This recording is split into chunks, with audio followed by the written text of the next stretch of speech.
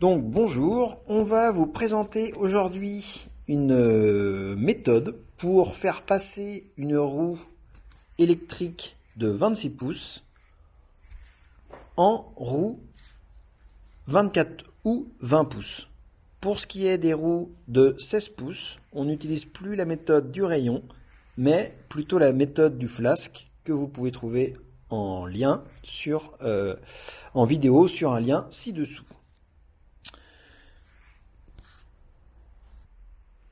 Donc là, nous allons commencer par dérayonner la roue 24 pouces du vélo qui est fixée sur une fourche qui est serrée dans un étau, histoire que tout se tienne pour avoir moins de difficultés à dérayonner tout l'ensemble.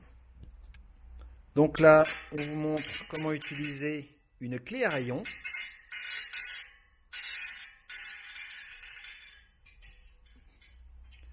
Il en existe plein de modèles. Hop, je fais un petit zoom.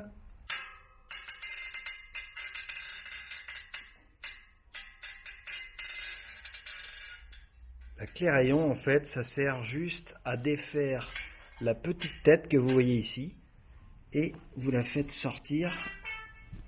Tac, vous la faites sortir de ce côté-là. Vous enlevez la tête. Et après, on va pouvoir extraire le rayon. Donc là... Eh ben, c'est parti, on dévisse. Donc là, on est en train de desserrer le dernier rayon. L'intérêt du desserrage, en fait, c'est vraiment de défaire la tension pour que le rayon devienne souple. Comme ça, ça ne force pas trop sur les autres. Il faut qu'ils soient tous desserrés de manière à ce qu'ils soient tous très souples. Une fois qu'on est rendu à cette étape-là, là, on va pouvoir passer au dérayonnage complet. Et là, nous, on triche un peu. On utilise une visseuse. Et là, hop là, tu as enlevé la tête. Et du coup, une fois la tête partie, hop, je sais pas, ouais, voilà. Là, on voit le rayon qui est complètement défait.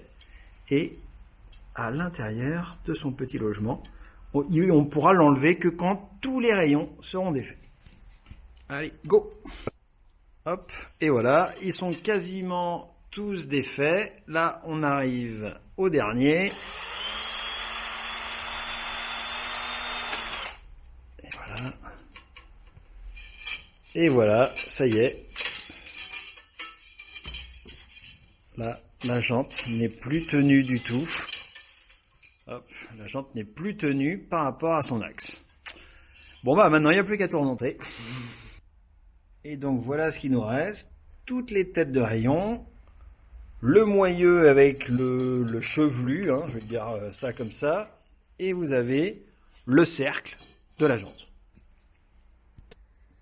Du coup, l'étape d'après, va falloir choper une mesure sur la jante qui est propre à chaque jante.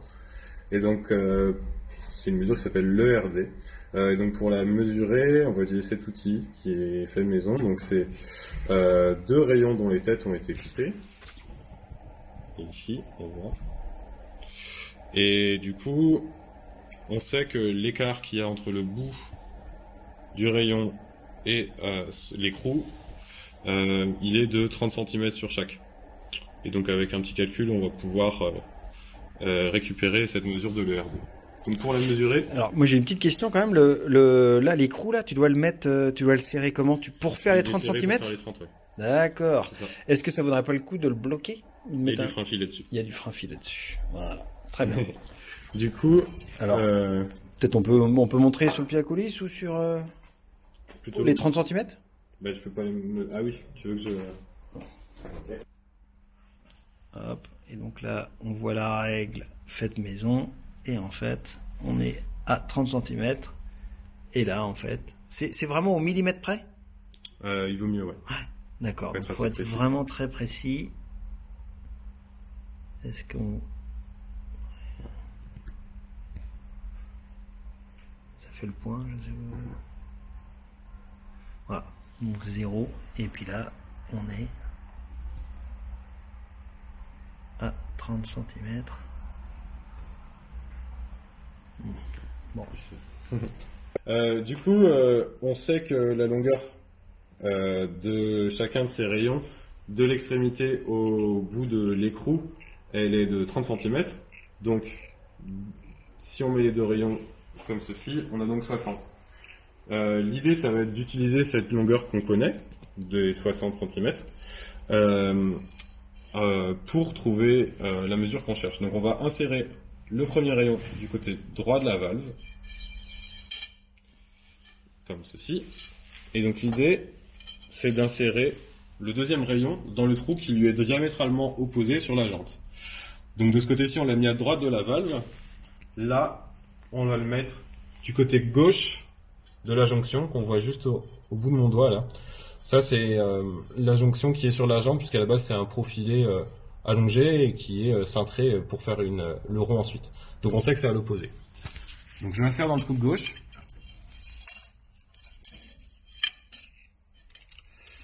Et du coup, l'idée, ça va être de mesurer la longueur des rayons qui se superposent, en tendant bien les rayons.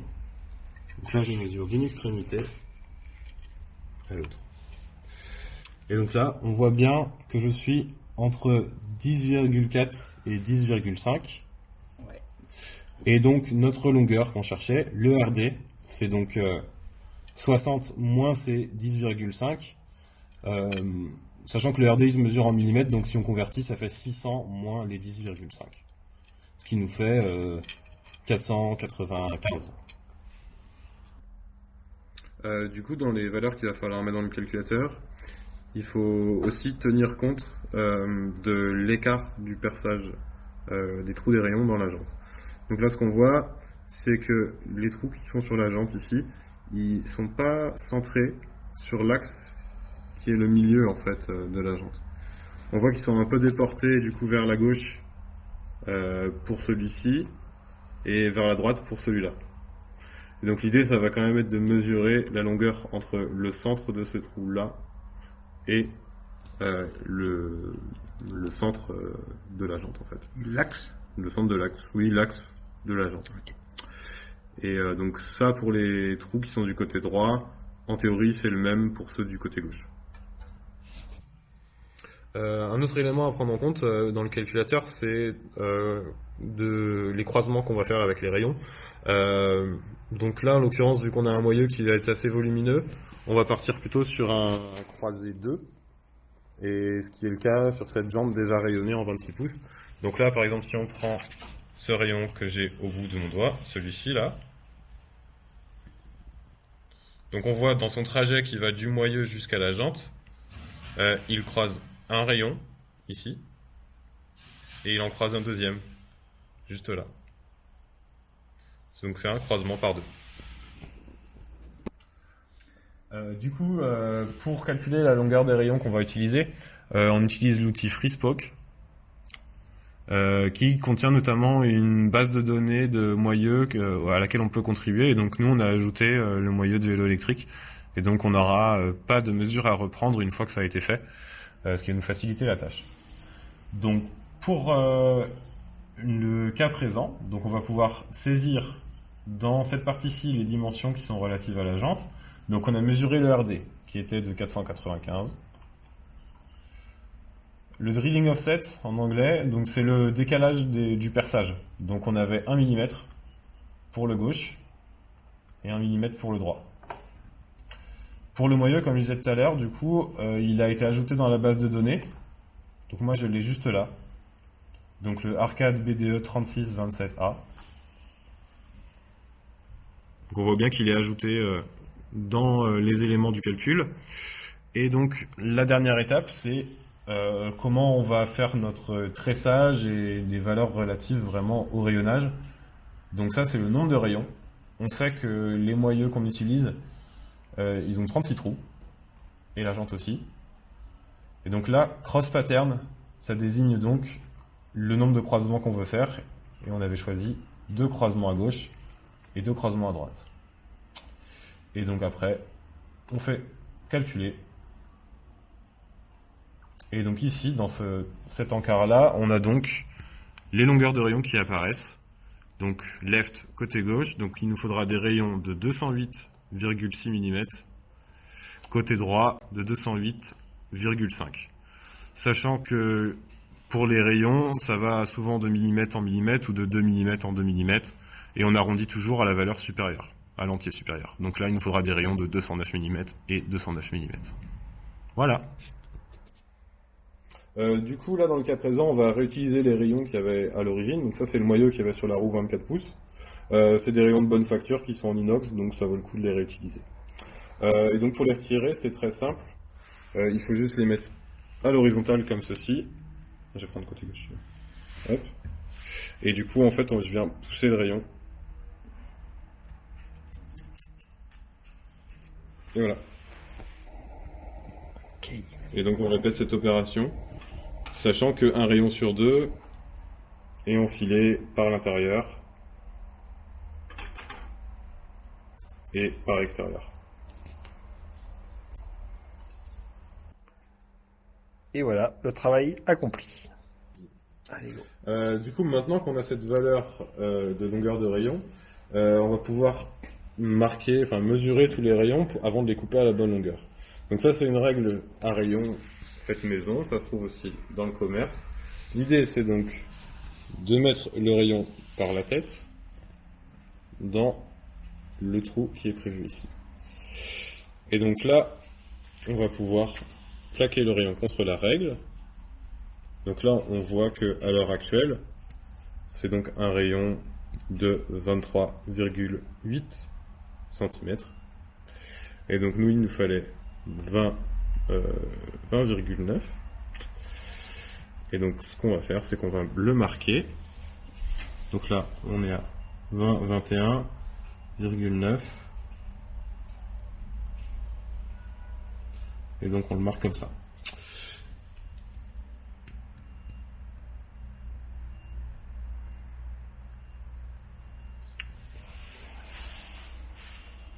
Voilà. Du coup, cet outil qui est pris dans les taux, c'est donc un porte-filière et sa filière. Une filière spécifique rayon qu'on peut trouver donc chez les vendeurs de pièces de vélo. Et donc, le principe de fonctionnement, c'est donc on va venir mettre le rayon dans cette fente juste là. On vient le verrouiller avec cette molette ici. Voilà. Et du coup, après, donc à l'aide d'une perceuse, on va venir pousser et engager la filière juste là, sur le rayon. Et donc au fur et à mesure, voilà, en poussant, on va fileter le rayon sur sa longueur. Et voilà. Donc là, on a installé le rayon dans le porte-filière de manière à pouvoir le fileter sur la longueur standard de filetage qui est de entre 9 mm et 10 mm. Et donc voilà, on va pouvoir commencer à fileter. Donc là, on a juste mis un petit peu d'huile de coupe sur les rouleaux et on va pouvoir fileter.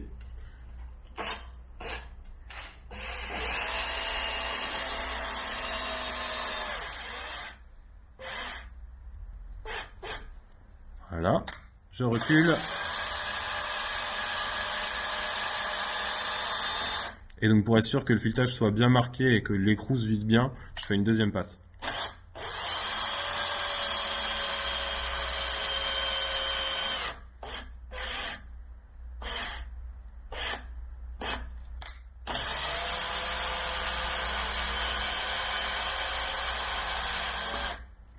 Et voilà, le rayon est fileté.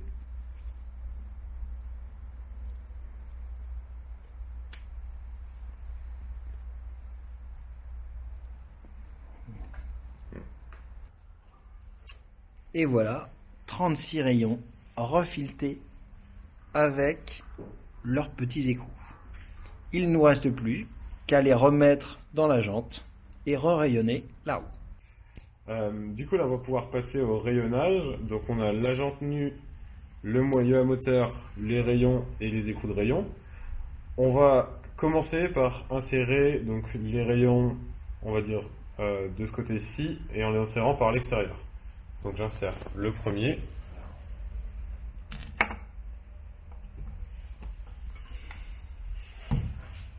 Donc là, on voit bien que la tête du rayon, elle est à l'extérieur de la flasque, ici.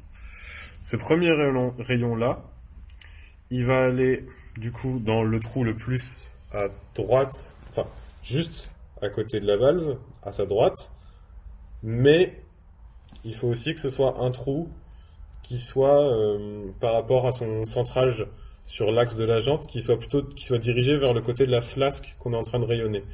Donc ici en l'occurrence, ça va être le deuxième trou, puisqu'il est orienté vers la flasque qu'on rayonne, juste là. Donc on insère le rayon et on met juste la tête de rayon, on vise quelques tours, histoire de la maintenir. On répète l'opération en sautant un trou de rayon. Donc on l'insère et on saute, ça va être tous les 4 rayons, tous les 4 trous, donc on en saute 3 et on insère après. Donc j'ai 3 trous vides entre chaque rayon. Et pareil, on met l'écrou. Et donc on répète ce processus-là. On ressaute 1 sur le moyeu, 3 sur la jante. Et à chaque fois, on rajoute les écrous serrés légèrement, histoire de maintenir. Donc là, tous les rayons insérés par l'extérieur de la flasque de ce côté-ci ont été installés et maintenus avec les écrous. Tout à l'heure, je disais qu'on laissait 3 trous vides entre chaque rayon. En fait, c'est parce que du coup, ce trou-ci correspond au rayon qui rentre par l'extérieur de la flasque de ce côté-ci. Le rayon qui est adjacent, ça va être celui qui vient de l'extérieur de la flasque de l'autre côté. Le deuxième, enfin troisième, ça va être celui qui vient de l'intérieur de la flasque de ce côté-ci. Le troisième, quatrième, ça va être celui qui vient de l'intérieur de la flasque de l'autre côté. Et du coup, en fait, ce schéma-là, il se répète tout autour de la jante et c'est pour ça qu'on alterne et qu'on laisse à chaque fois 3 trous. Donc là, la prochaine étape, ça va être de faire, d'installer les rayons de l'autre côté. Donc là, ce qu'on va commencer par faire, c'est tourner dans le sens horaire le moyeu. Donc là, on a un peu le schéma de rayonnage qui commence à se dessiner. Donc on maintient la rotation et on retourne la jante.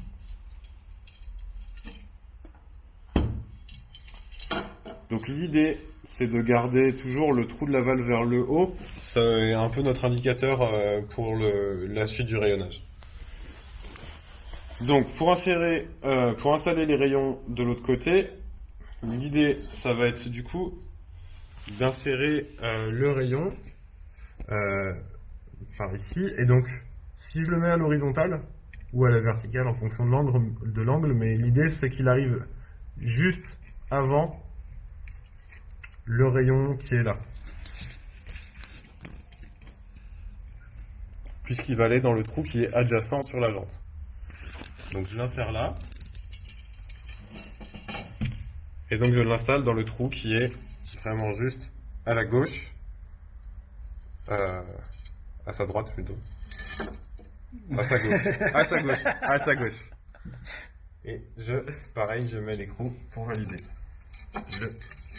le positionnement. Et donc voilà, je vais installer le second en sautant encore une fois comme tout à l'heure un trou sur le moyeu et donc 3 trous sur la jante où maintenant on a l'indication à gauche du rayon qui est installé. Donc le prochain va ici.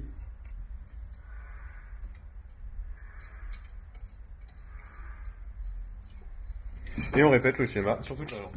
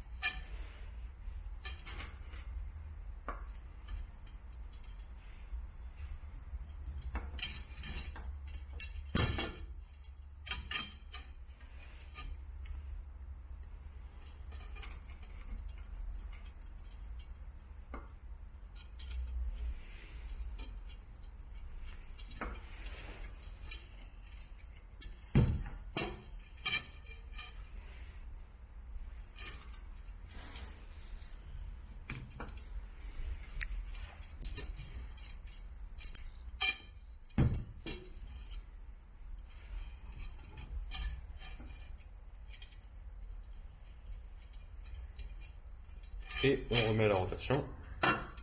Et voilà. On a installé tous les rayons insérés par l'extérieur de la flasque. Donc là, du coup, ce qu'on va pouvoir faire, c'est installer les rayons qui s'insèrent par l'intérieur de la flasque.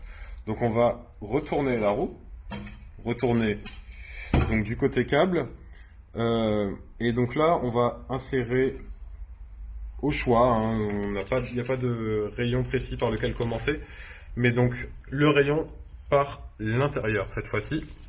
Donc je l'insère par ici, et donc la tête du rayon va se retrouver à l'intérieur du moyeu. Et donc là, on a choisi tout à l'heure de faire un rayonnage par 2 croisements. Donc l'idée, c'est que ce rayon-ci va croiser 2 rayons. En l'occurrence, ça va être celui-ci et celui-là, comme ceci, sachant qu'il doit passer en dessous du deuxième rayon. Donc là, il faut le plier un peu, le passer en dessous de ce rayon-là, et on l'insère dans le trou qui est adjacent, on va dire, au rayon qui est relié de l'autre côté du moyeu, c'est-à-dire celui-ci. On voit bien qu'il va de l'autre côté. On alterne toujours côté droit, côté gauche, côté droit. Et donc on répète l'opération, surtout le pourtour.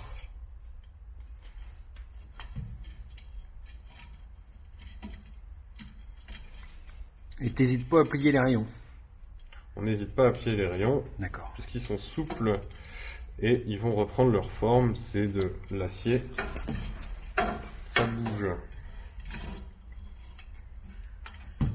Et donc ce croisement de rayons là qu'on fait, il vient maintenir la rotation qu'on a fait dès le début en fait sur la jante. Ça vient verrouiller la position de l'ensemble.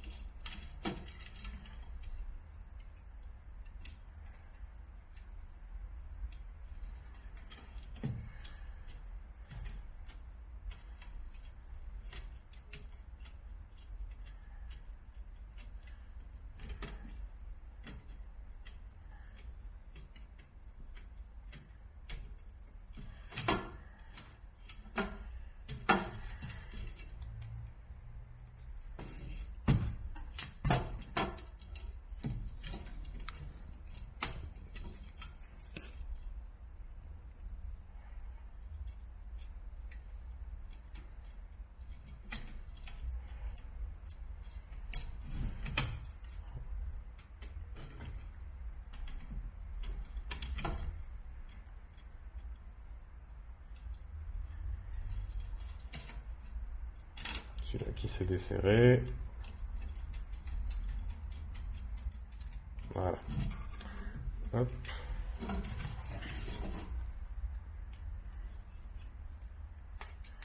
Toujours on croise 2, dessus puis dessous.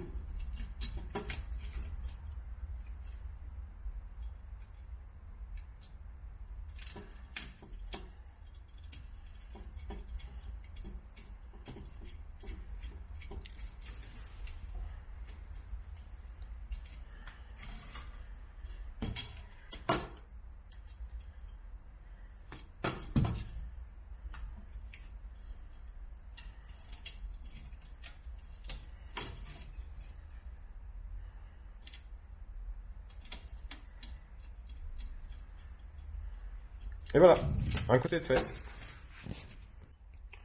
Du coup, on a ce premier côté, qui est celui par lequel on a commencé, qui est terminé. On voit bien le motif de croisement, et donc on va faire l'autre et la dernière série de rayons. Et donc, comme tout à l'heure, pas besoin d'un trou particulier pour commencer. On va donc insérer le rayon par l'intérieur de la flasque. Et donc là, ça va tourner dans l'autre sens. Et je croise deux toujours. Donc 1, 2, comme ceci. Sauf que le deuxième passe en dessous toujours. Donc je passe sous celui-ci. Et il arrive là.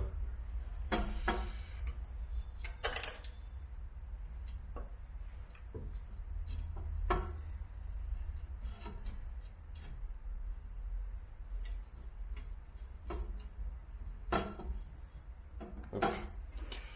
Et on répète le processus.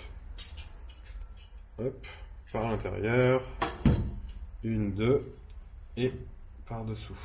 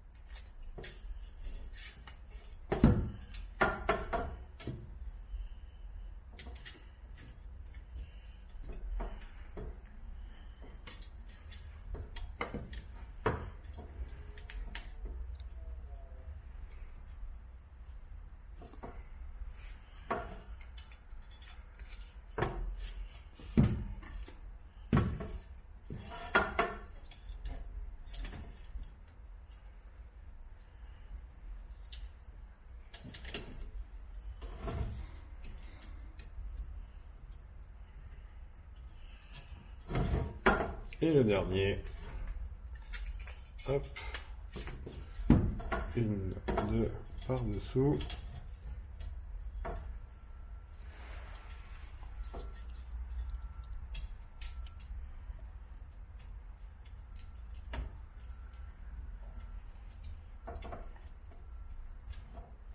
Et voilà, la roue est rayonnée. Il ne reste plus qu'à tendre l'ensemble. Du coup, là, pour entamer le tensionnage de la roue, ce qu'on va faire, c'est donc serrer tous les écrous de rayon.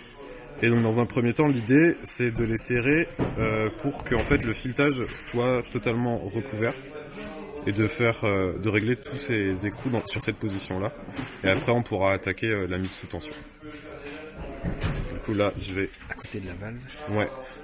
Dans l'idée, là, on part de la valve pour être sûr d'avoir un repère et de faire le tour de la roue sans oublier un seul rayon. Pour l'instant, c'est pas hyper indispensable, mais c'est un point de repère qui est chouette de garder en tête, surtout pour la mise sous tension. Donc voilà. Donc là, on est en train de finir de serrer le dernier rayon, et donc on voit dernier écrou, et donc là on voit bien qu'il y a le filetage qui est caché. Et donc l'étape suivante, ça va être de mettre sous tension, et donc pour ce faire, on va serrer tous les écrous de rayon de la même valeur, puisqu'on les a en théorie tous serrés autant jusqu'à présent. Et donc là, on va tous les tendre uniformément pour mettre de la tension dans la roue et pas créer de déséquilibre. Donc on va partir donc du rayon le plus proche, enfin un des deux rayons plus proches de la valve, je vais prendre celui-ci. Et donc là, pour l'instant, je vais lui donner, on va dire, 3 tours de clé. Donc je vais le serrer, donc sens horaire comme ça. Et donc je vais lui mettre, donc là, un demi-tour, un tour complet, 1,5, 2 et 3. Donc là, j'ai mis 3 tours de clé. Et je vais faire ça pour tous les autres rayons. Donc là, un demi, 1, 2 et 3. Et donc voilà, on répète l'opération sur toute la roue jusqu'à ce qu'on gagne en tension.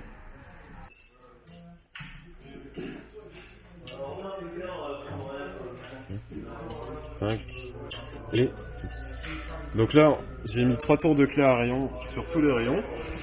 Et on voit, on sent, c'est un peu au feeling, mais que c'est encore très mou, ça manque un peu de rigidité. Donc l'idée, ça va être de poursuivre ce travail-là, de répéter l'opération. Donc là, ce que je vais faire, c'est que je vais probablement remettre 3 tours de clé encore. Je vais refaire un tour complet. Et toujours en commençant avec le rayon qui est le plus proche de la valve pour pas perdre le compte et être sûr de faire le même nombre de tours partout. Donc là, je refais un demi, un entier, 2 et 3. Et je répète l'opération. Et du coup, là, je suis en train de tendre le dernier rayon.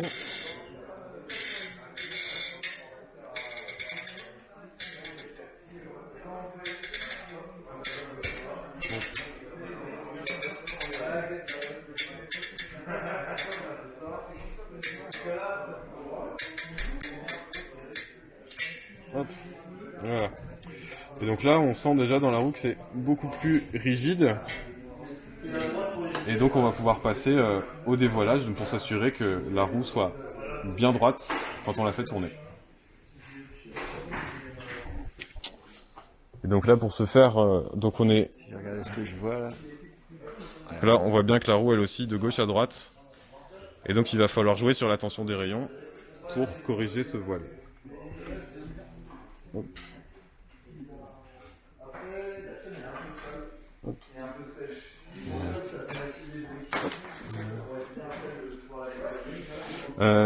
Du coup, sur le pied de dévoilage, qui est l'outil fait pour dévoiler des roues, on a donc ces témoins qu'on voit juste ici, là, que j'actionne avec ma main.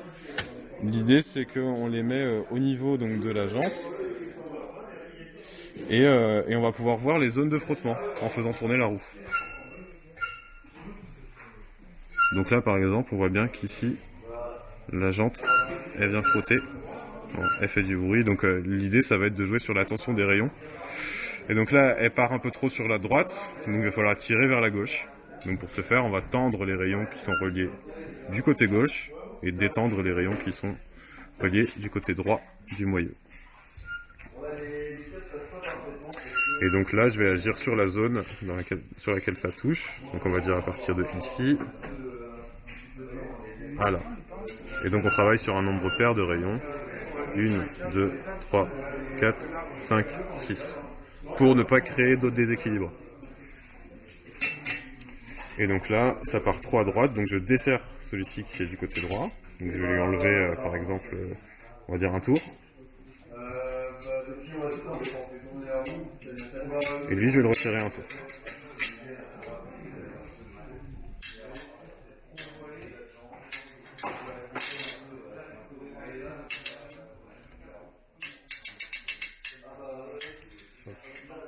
Celui-là, je le desserre un tour.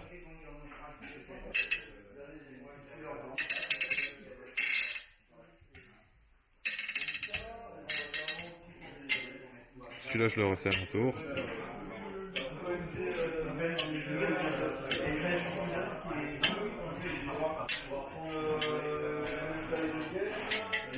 Celui-là, je le desserre un tour.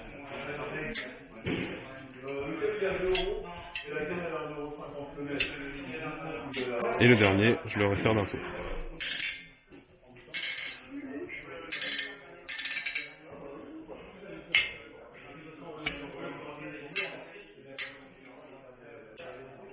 Okay. Et donc là, on voit, par rapport à tout à l'heure, que la jante ne vient plus en contact. Et donc le voile sur cette zone-là, il est corrigé. Et l'idée, c'est de reproduire ça sur l'ensemble de la jante jusqu'à arriver à une jante parfaitement droite. Du coup, là, ce qu'on a fait, c'est qu'on a corrigé le voile sur tous les endroits en rapprochant au fur et à mesure donc les témoins que j'ai indiqués tout à l'heure. Et donc là, voilà, si on fait tourner la roue, on voit bien que elle aussi, vraiment très très peu de gauche à droite. On peut pousser le vis un petit peu, essayer d'affiner encore plus et d'avoir quelque chose de parfait, mais là, c'est vraiment très suffisant en termes de voilage. Et donc voilà, là on va s'assurer quand même qu'elle soit bien centrée pour qu'une fois installée dans la fourche, tout simplement que la jante soit bien au milieu, que le pneu ne frotte pas, et voilà. Donc là on est en train de vérifier le centrage de la roue, donc l'idée c'est d'utiliser cet outil, qui est donc un outil spécifique au vélo encore, qui est un centreur de roue. Et donc l'idée c'est de venir positionner cette pièce-ci sur l'axe de la roue, comme ceci. Et donc là on voit bien qu'elle est positionnée dessus. Et donc sur le côté, on a les témoins qui viennent appuyer sur la bande de freinage, donc des deux côtés. Et donc là on prend la valeur de ce côté-ci et on vient régler le taquet en butée. On serre et on verrouille. Et donc on va refaire la même chose de l'autre côté pour voir si l'espacement entre cette pièce-là et la jante est le même de l'autre côté. Je récupère ces pièces-ci, je retourne la roue, j'installe les morceaux et je repositionne l'outil. Et donc là on voit bien que si je le mets en butée, on entend bien et on voit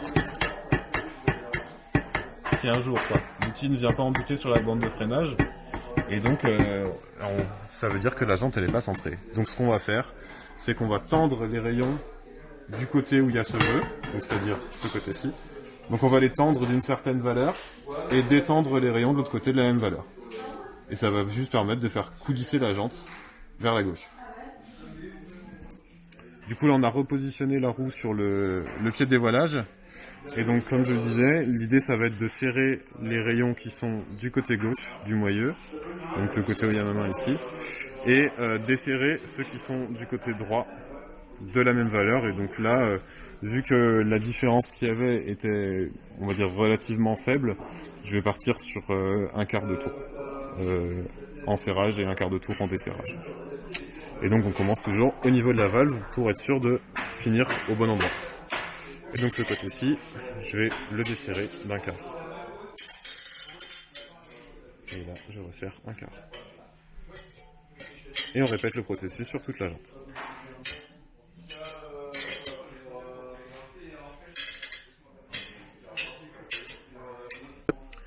Du coup là ce qu'on a fait c'est que on a fini de faire le tour de la jante en serrant et en desserrant les écrous de chaque côté. Et donc on repositionne l'outil pour vérifier la progression qu'on a fait. Donc je repositionne, je desserre ici, je viens bien pousser l'outil en place sur l'axe et je verrouille ce réglage là. Donc j'ai cette mesure là on va dire qui est prise. Je reprends les pièces, je passe ça de l'autre côté. Et donc je positionne ça sur l'axe et je remets l'outil. Et là, on voit qu'il y a un léger jeu.